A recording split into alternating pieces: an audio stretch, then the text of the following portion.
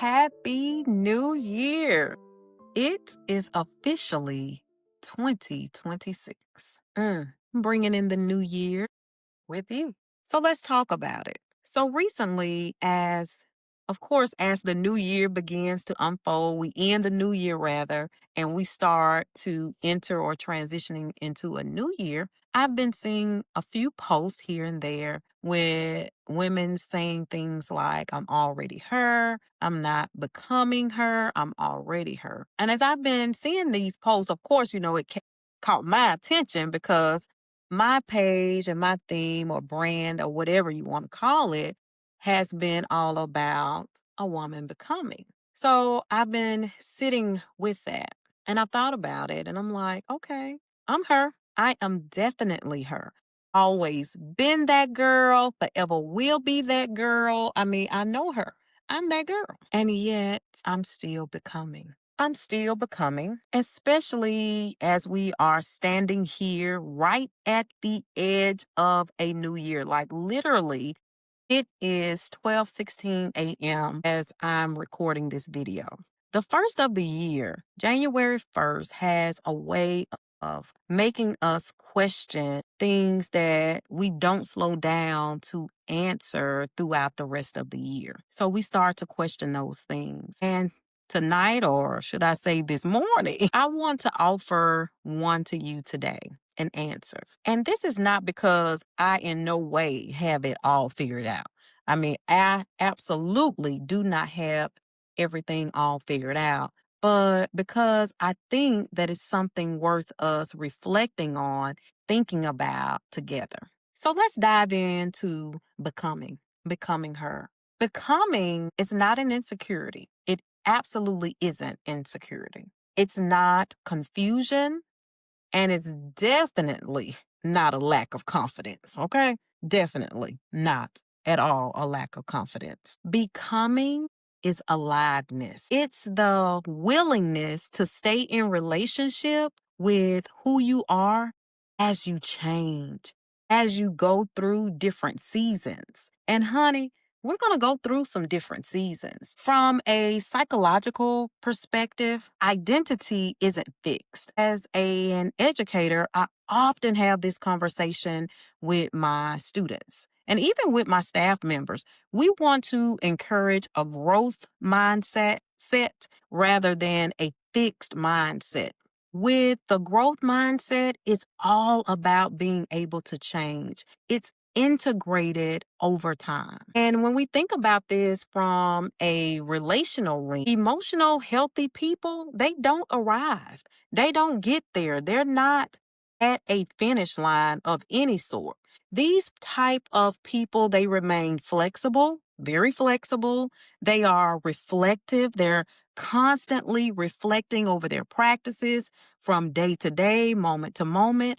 And they are responsive to growth. Here's an idea or an image that's helped me with this idea of becoming. Much like the idea of what success really looks like, success is not just a straight line. We don't just go from here to here.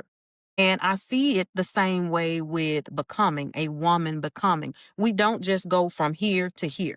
It's more like this little squiggly little thing that goes all over the place here and there. I like to think of it as a spiral. A woman becoming is a woman who's spiraling. She's spiraling. And as she spirals, she revisits familiar places, but none of them at the same time or at the same level. So during this spiraling process, you may return to big things in your life like love.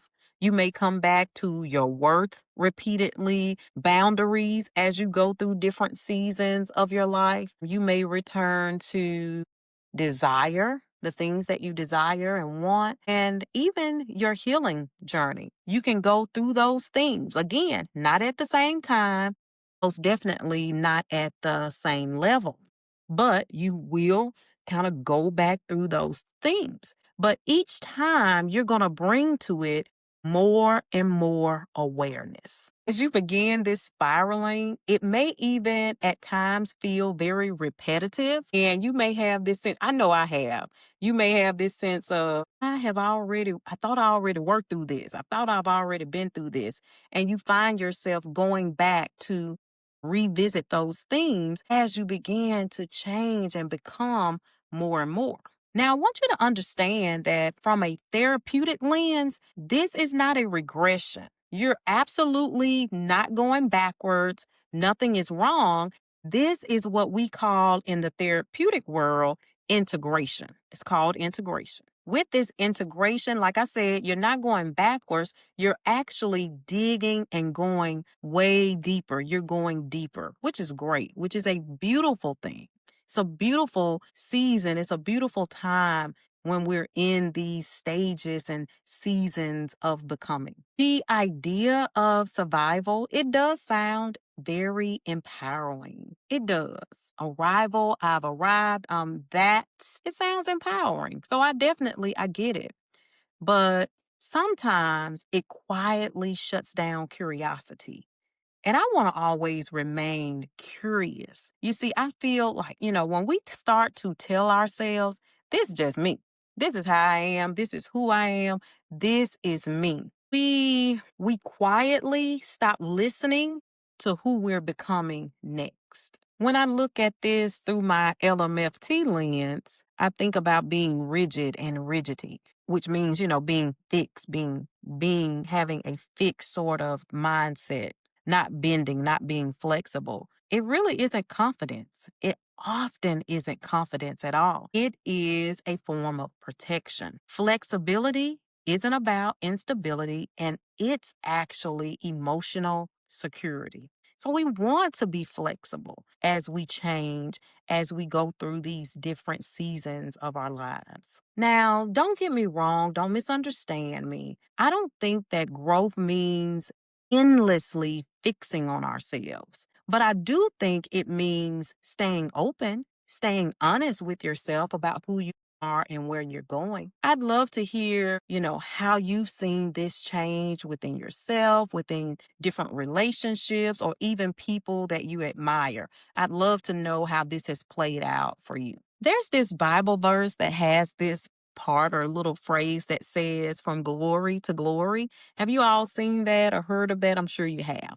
I love that idea, from glory to glory, not from glory to the finish line, but from glory to glory. So even spiritually, formation is progressive. It's progressive. From here to here, it's progressive. It's like that spiral that I was just talking about. And I really think that that matters, especially on a day like January 1st, where we ring in the new year, where we are very, very reflective in thought. I think that's very important. We want to be able to go from glory to glory. And with January 1st being here, the pressure, a lot of us start feeling that pressure of the new year because it often tells us that it is time for us to decide who we are. Go ahead, set your goals. You need to lock in. Don't look back on the past. It's just all of these things. But let me offer a slight reframe here. For me in this 2026, I don't feel like it needs any pressure. Becoming doesn't rush. It doesn't rush. So I'm not rushing. Becoming unfolds. And I just wonder what it would feel like if we just choose to evolve. We just choose evolution over arrival. As they say, trust the process. Talk a little bit about why this matters. When women believe that they must arrive, they often outgrow themselves quietly. They even can begin to feel some shame as they begin to change. They feel a little shame with that. Like, dang, I can't believe that's me. What's going on? So they start to feel shame and not walk into that change easily. They resist reinvention. And baby girl, I believe in some reinventing over here.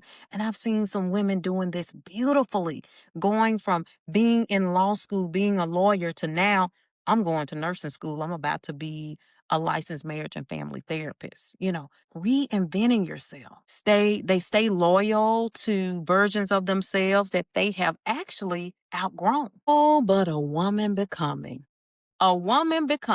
let me tell you, she allows herself to evolve in seasons. And honey, these seasons are beautiful. She releases old identities of herself. I don't know her.